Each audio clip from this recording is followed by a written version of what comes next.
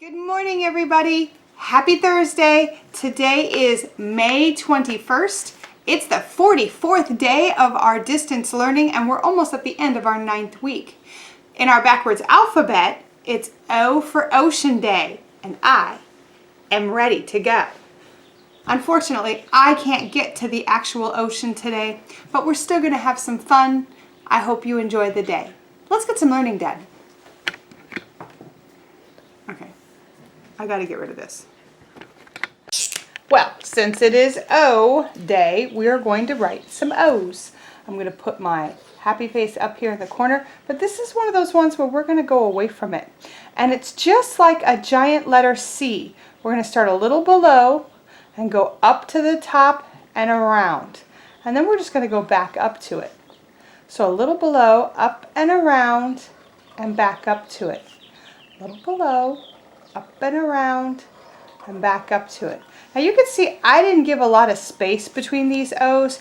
Good writers, and next year in kindergarten this is going to be an issue for you, good writers always leave enough space so that you can clearly see where one letter ends and another letter begins. And that just comes with practice. So when you're making your O's, try to make them so that they're not too far away from each other like these are, and that they're not too close to each other like these are. Too much space, no space. Try and space them out so you can clearly see where one O ends and another begins. I gotta count my O's. 1, 2, 3, 4, 5, 6, 7, 8, 9, 10. I'm not real happy with that number 10 because it's sticking to number 9. So it looks like I made them just right. Lowercase O's, same thing, only in a smaller space. You're going to start just below the dotted line, go up and around, and back to the beginning. Up and around and back to the beginning. Giving yourself enough space between the O's that you can see where one begins and one ends. Oh, I got lots of O's. And remember, guys, it's not about going super fast. It's about making your letters and numbers recognizable, which means people can understand what they are. Oh, do you think I did not enough O's, just the right amount of O's, or too many O's? I think I did too many. Let me count. 1, 2, 3, 4, 5, 6, 7, 8, 9. Well, if I had stopped there, I would have just the right amount.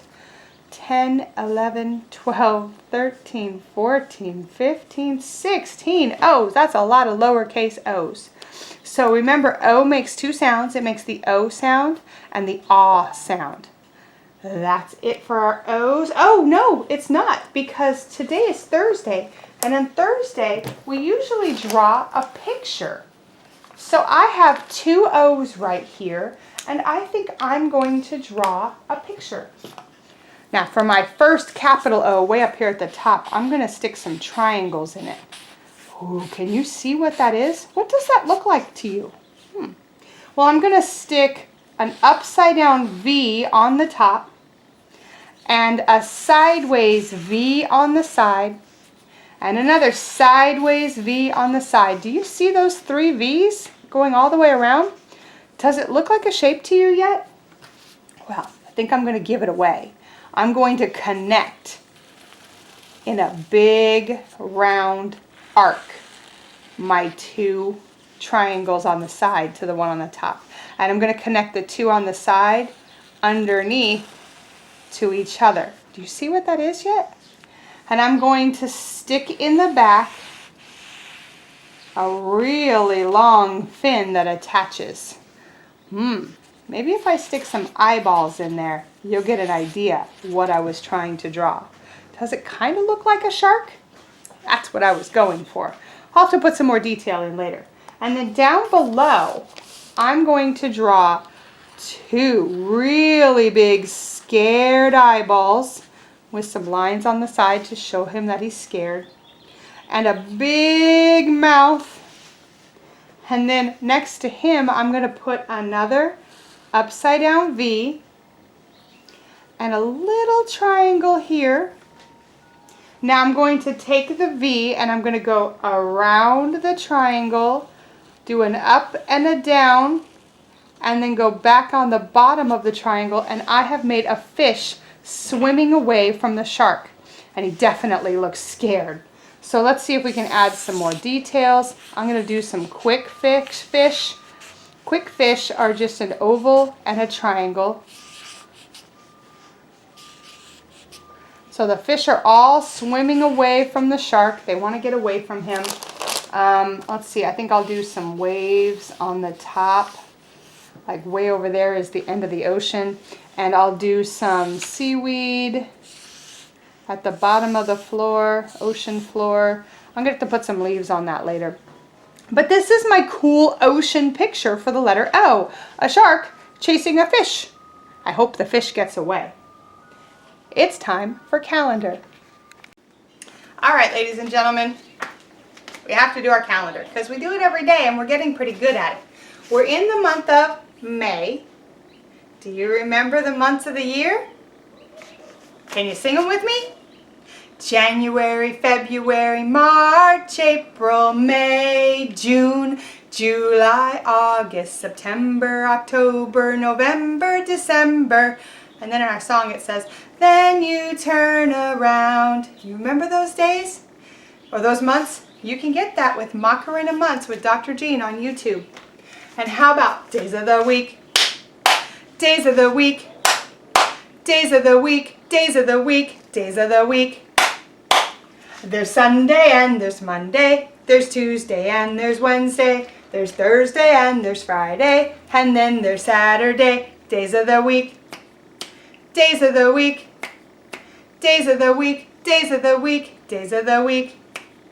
All right. Don't forget your months of the year and your days of the week while you are studying. It's time for our pattern. And I know my super preppies are super sharp at this. You're probably already telling me, oh, put that there, I know it. Well, I'm not going to go through the pattern today. I think you guys are so sharp that you have your guesses already because you've either looked at the pattern sideways or you've looked at the pattern diagonal. And if you said today's pattern is a daisy, you're right. Yes. All right, can we count?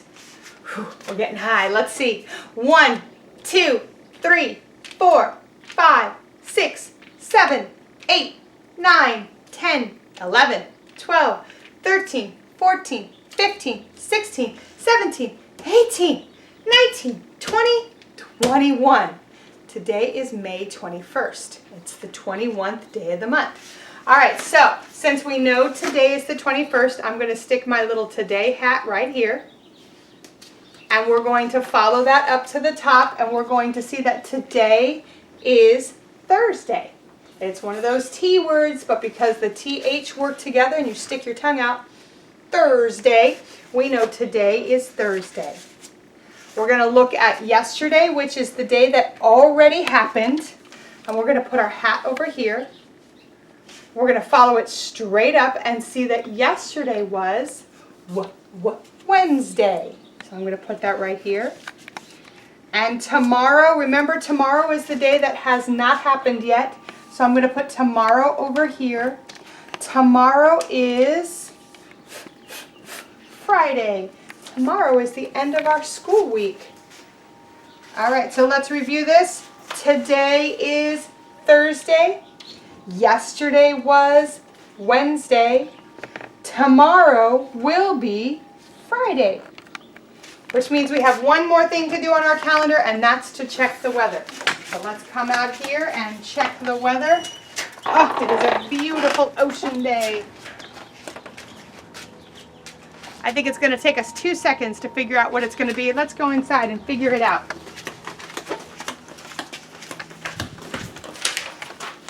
We have cloudy, rainy, sunny, partly cloudy, windy, and my favorite, but never happens, snowy. So what do you think today is? That's right, today is a beautiful sunny day. So our weather is sunny. And that's our calendar. It's time for a story. Okay, so today's story is a story I've read once before, but it's a good ocean story, and good stories should be read over and over again. This one is called The Three Little Fish and the Big Bad Shark. It's by Ken Geist and Julia Gorton. It's kind of like the picture I drew. The Three Little Fish and the Big Bad Shark. I like the way the story is in his mouth. Once upon a time, there lived a mama fish and her three little fish, Jim, Tim, and Kim. It is now time, said the mama, for each of you to make a home in the deep blue sea. So off they went. The first little fish named Jim swam away and met a seahorse playing in some seaweed. Can I have some of the seaweed so I can build a house? Take as much as you can carry, said the seahorse. Jim gathered the seaweed and made a weedy little house. Jim had just finished building his seaweed house when he heard Big Bad Shark knocking at the door. Little fish, let me come in. The little fish trembled and replied, Not by the hair of my finny fin. Then I'll munch and I'll crunch and I'll smash your house in, roared the shark. Ooh. So the big bad shark munched and he crunched and he ate up every bit of the seaweed house. This is what's cool about this book. Look at the words. And Jim swam away just in time. Soon Jim found his brother Tim and Tim said, Don't worry, Jim, we fish stick together. You can help me build a sandy little house. Ooh, they're building a sand castle. Jim and Tim had just started to relax in the sandy little house when the big bad shark came knocking at the door. Little fish, let me come in. To which the brave little fish replied, Not by the skin of my finny fin. Then I'll munch and I'll crunch and I'll smash your house in, roared the shark. So the big bad shark munched and he crunched until he got a sandy mouthful and the house crumbled. Ooh, my finger was in the mouth of the shark. Ooh. Jim and Tim swam and swam. Oh, they both look scared. Poor guys. Until they reached their sister, Kim. Kim was setting up her house in an old wooden ship. The big bad shark destroyed our houses. Don't worry, you can live with me, said Kim. And they did. The three little fish had just finished lunch when they heard the big bad shark knocking at their door. Little fish, let me come in. Ow, I touched one of his teeth. Whew. To which the smart fish replied, Not by the skin of my finny fin. Then I'll munch and I'll crunch and I'll smash your house in, roared the shark. The big bad shark munched and he crunched, but he could not smash the house in. And all his teeth fell out. Look, there's his last tooth. It's falling to the ground with the rest of them. Oh, I kind of feel sorry for him. The three little fish were safe at last. And look what the shark's eating. He has to eat something that he can't chew. He has to eat soft, squishy seaweed now. I hope he's okay. Cool, last page. I like the bubbles. So there's our ocean story. The three little fish and the big bad shark. Now it's time for some math. You know we're in our 9th month of school, so let's get our 9 nines written down, and then we're going to do something with a dolphin. So around like a C, up and then down. Around like a C, up and then down. Around, up and down. Around, up and down. Around, up and down. Around, up and down. I'm telling you, these are getting really much easier for me. I hope they're getting easier for you guys too. Up and then down. Up and then down. I wonder if I got 9 nines on one row. Should we check? Let's see, I have 1, 2, 3, 4, 5, 6, 7, 8, 9. I did it. And I also did what Miss Doe recommends you do, which is counting to others. I just counted from 1 until 9. I bet I can count backwards. Can you guys count backwards? I have the numbers here, so it will help. See if you can stay with me. 9, 8, 7, 6, 5, 4, 3, 2, 1. You just helped me count backwards from 9, and we should be practicing that today. Now, Miss Doe has given us a really tough challenge. Today, she has asked us to draw a dolphin using 9 shapes.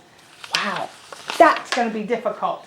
So here's what I'm going to do. I'm going to use my whiteboard that we usually put our letters and the objects we find around our house in it. I'm going to use my whiteboard here and see if I can draw it. So I have my dolphin, and I just got that picture from the internet. You can look at a picture of a dolphin when you're trying to draw yours. But let's see if you guys can do what I'm doing. I'm going to start with what's easiest for me, and that's the tail. What do you think my tail is made of? That's right, it's made of 2 triangles. So I'm looking at the base of the dolphin here, and I kind of see a square. I think I'm going to include a square right here in the middle of the 2 triangles. Now, the body definitely takes a turn. So in order to make my turn, I'm going to draw a really big triangle. That kind of makes a turn. And since he has a fin, I'll do another triangle as the fin. It's not perfect, but it's kind of coming out like that. Now I want my dolphin to have a nice long body, so I'm going to stick a nice long shape in there. Do you guys know what shape that is? That's right, that's a rectangle. And I'm going to stick another triangle right here for his nose. Now she wanted us to do this in 9 shapes. Let's see how many shapes we have. 1, 2, 3, 4, 5, 6, 7. Ooh, that means if I put 7 in my head and I count to 9, 8, 9, that means I have 2 more shapes I have to include. Well, I've been using a lot of triangles and they've served me well. I think I'm going to give the dolphin another fin. So that's number 8. Now my dolphin has kind of a hole in the middle of his body. Do you guys see that hole? I think I'll fill that hole up with another triangle. Wow. Okay, well, it's not perfect, but you can see my dolphin and my 9 shapes. And I was able to use triangles, squares, and rectangles. Not bad for a picture of a dolphin using only shapes. That was truly a difficult challenge that they gave us in the weekly happenings. But now it's time for arts and crafts. Okay, so for Ocean Day, I decided that we can do some arts and crafts that are really cool ocean creatures. And in order to do this, you're going to need hands and a foot. You're going to need some other supplies too. You'll need paper. The reason why this paper is so big is because my feet and hands would not fit on this small piece of paper. So if you don't think your children's feet and hands will fit, you may want to get a bigger piece of paper. But you're going to need paper. You're going to need scratch paper and a black marker and scissors and glue. All that is for the eyes of the creatures. You're going to need red paint for the lobster, orange and white paint for the fish. Definitely have a cleaning rag with you, and definitely have some baby wipes or some Clorox wipes with you because hands and feet are going to get dirty. Okay, so we're going to get started. I figure we'll do Nemo first. So in order to do Nemo, you need to take your paint. And I'm going to say, I already tried it once, so my hand's full of orange. But I'm going to say pour a lot of orange paint on and use a finger to smear it around your child's hand, parents. You want it super thick. You can see I have it looking really good on the palm, but I didn't have any on the thumb. So, and you want as much of it covered between, because this is going to be the tail of the fish, the back of the fish.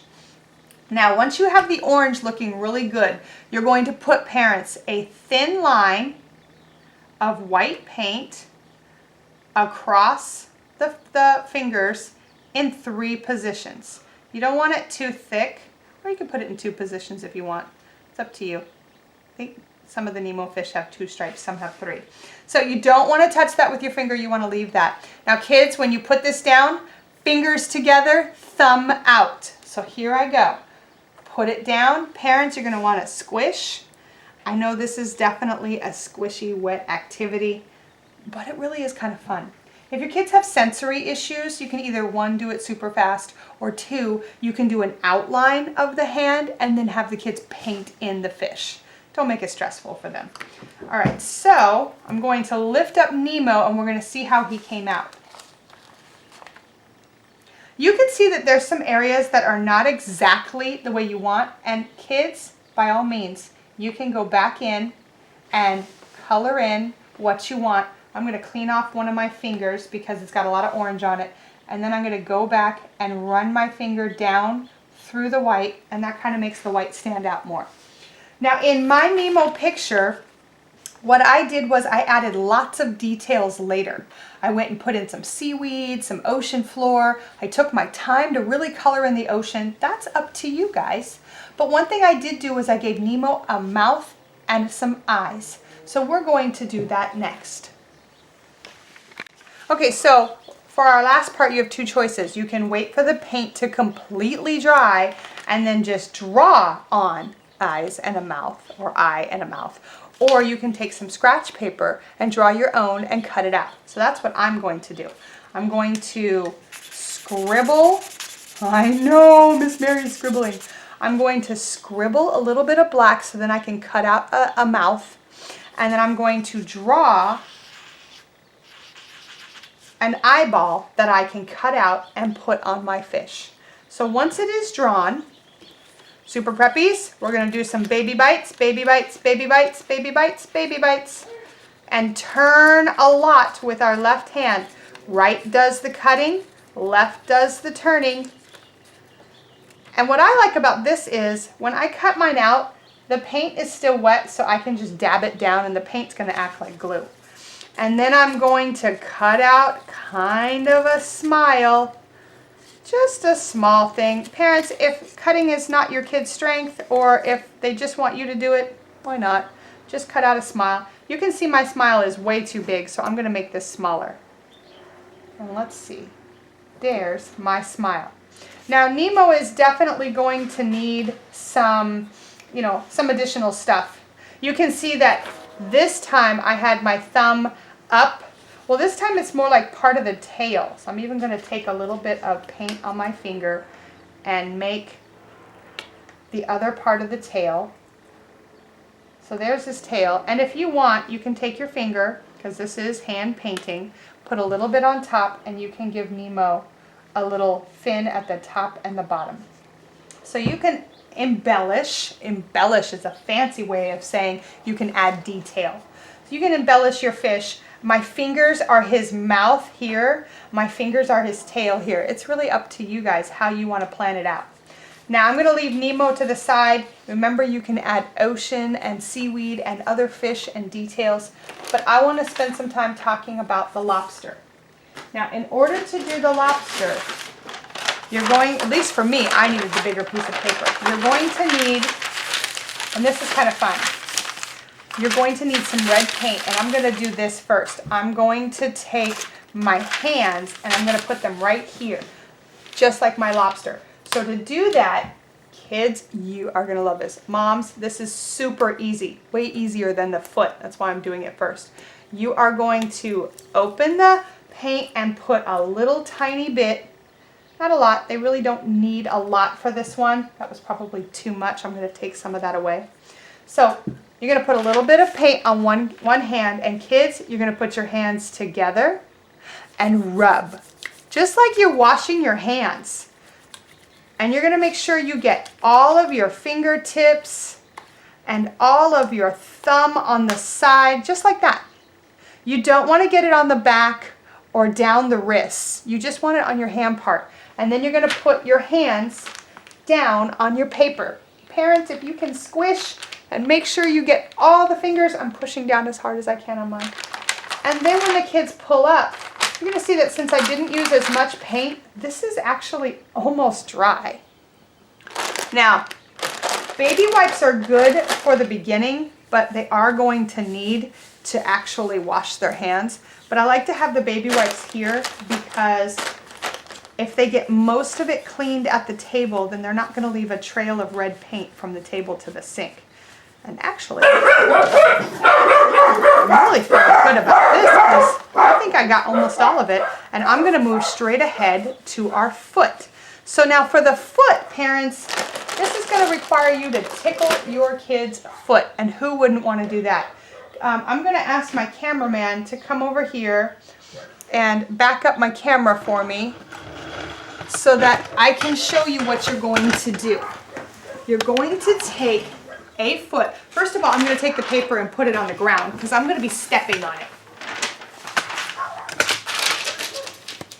And then you're going to take your paint and you can, I mean, with someone else's foot, it's a lot easier. You can just have them stick their foot out like this and you can paint it. But since I'm doing my own foot here, I'm going to stick some paint on my hand and I'm going to rub it on my foot. You want a good coating. So let me get a little bit more. Try not to get it on my pants. And you want the paper right next to where your kid is sitting, because immediately after painting it, you're going to have them stand up on the paper toward the middle, toward the bottom, and you're going to squish their toes in. All right, so I'm going to lift and we're going to see the body of the lobster. Now when the kid lifts, have them sit down and get out some more baby wipes, because just like with the hands, they're going and have these ready because they're going to want to step down again. It's just going to be an instinct. They're not even going to be doing it to just get paint everywhere. They're just going to want to put their feet down. So have wipes ready and clean their foot. You'll go through quite a lot of wipes on this one. Not quite there yet. I need a few more. But hey, we don't do this kind of painting every day, and the lobster really does come out. It comes out really well. I like it. So make sure you get between the toes, otherwise you're going to see little red spots all through the kitchen. You might even want to do this activity outside. All right, I think my feet or my foot is looking pretty good. Still a little red, but it's looking pretty good. So I'm going to get the red paint off my hand, and then we are going to put on the details.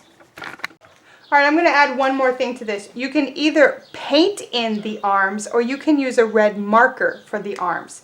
So what I'm going to do is I'm going to go from the body over to this hand, and I'm going to cover one of my toes. And then I'm going to go from the body over to this hand, and I'm going to cover another one of my toes. If you did your feet at the bottom, that's fine too. I've seen some pictures where it's at the bottom. And I'm going to color. Super preppies, no scribbling here. Do your best. You can color quickly, but make sure you're making the marker do what you want it to do, and you're not just scribbling. So I've put in my lobster arms, and I'm just coloring in the top. Remember, you can do that with paint too.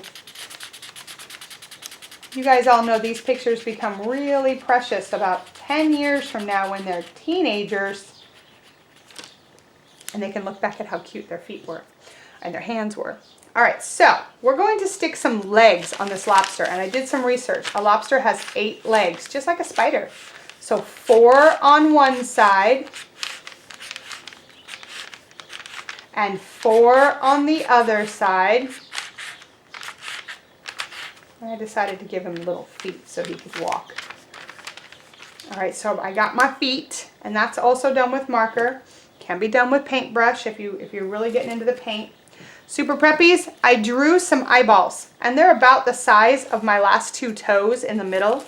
So I'm going to cut out my eyeballs. Baby bites, baby bites, baby bites, baby bites. Well, I got 2 of them. I got to cut out baby bites, baby bites. There's 1. And baby bites, baby bites, baby bites. There's 2. Now, I don't know if the paint is still wet enough. It doesn't look like it is. So I'm going to grab my glue bottle and just put dot, dot, not a lot. and stick my eyeballs down. Now these eyeballs are kind of floating above the lobster, so if you want to take your red marker and make a line from each toe to the body, and then you will have your lobster. I told you if you don't use a lot of paint, it might also almost be dry. So I'm going to, because I noticed my paint is dry, I'm going to put a smiley face on my lobster. You certainly can go back and add more detail on your lobster as well. I know this was a messy craft, but it is certainly one I recommend. Takes a while, the kids will have fun. And if you look up handprint crafts on the internet, man, you're going to find a whole bunch of them. If they really liked Nemo, there's a good Dory one too, where you paint all of this blue and just the tips of their fingertips yellow, and that becomes the yellow becomes the tail for Dory. So you can definitely look up more handprint crafts if your kids are having fun with it. Now, for the last thing I'm going to talk to you about, it's the website. I found if you do a Google search and you search this, 20 magical photos that will make you want to protect our oceans, you are going to get 20 amazing pictures. Now, that's good in and of itself, but for today, maybe not talk too much about protecting our oceans, but maybe talk when the kids see the pictures, what do they see in the picture? What do they think's happening in the picture? If that creature could talk, what would it be saying? Use conversation starters to get your kids to talk about what they're seeing. This makes a good writer in the future. If they can visualize and speak about what they want to say, when it comes time to write about what they say, they'll be more experienced. So this is a great way to have good conversations about the ocean. I'm really sorry we couldn't get to the ocean today, but I had fun with our ocean day. I hope you did too, and I'll see you tomorrow on Friday.